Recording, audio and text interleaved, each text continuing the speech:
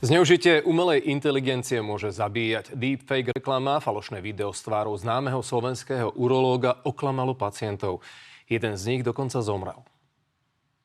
S Bohom, bolesť, bezsenné noci a strach z diagnóz, bez operácií, bez injekcií, bez ponižujúcich zákrokov. Pozor, toto je falošná reklama, vytvorená umelou inteligenciou. Šíri sa sociálnymi sieťami.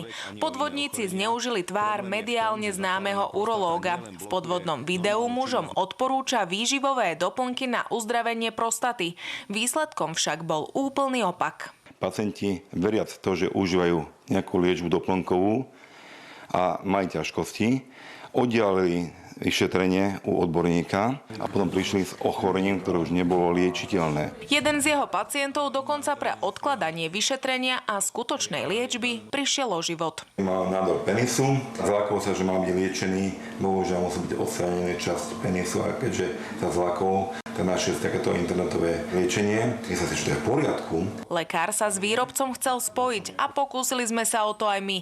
No po zadaní webovej adresy uvedenej na krabičke sme zistili, že stránka neexistuje. Pán Dubravický dokonca podal trestné oznámenie na neznámeho páchateľa. Prípadom sa zaoberali policajti príslušného útvaru, pričom vec bola evidovaná ako podozrenie zo spáchania prečinu poškodzovania cudzích práv. Po vykonaní potrebných úkonov bola vec uznesením odmietnutá. Polícia ma informovala, že nevie sa dopatrať k tomu, kto to urobil. Vypatrať takéhoto páchateľa je možné, avšak je to veľmi náročné. Negatívnym faktorom tu je napríklad anonymita takéhoto páchateľa, využívanie zahraničných serverov. Polícia preto ľudí upozorňuje, aby si preverovali, odkiaľ informácie čerpajú a prípadné podozrenia nahlásili.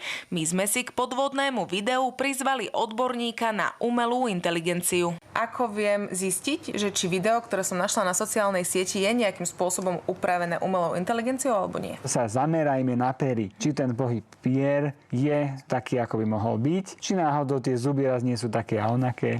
Ak si nie ste istí, video môžete stiahnuť a dať preveriť samotnej umelej inteligencii v nástrojoch, ktoré už dobre poznáme. Ja sa musím priznať, keď si mi ukázala to video, ja sám by som naň hneď naletel.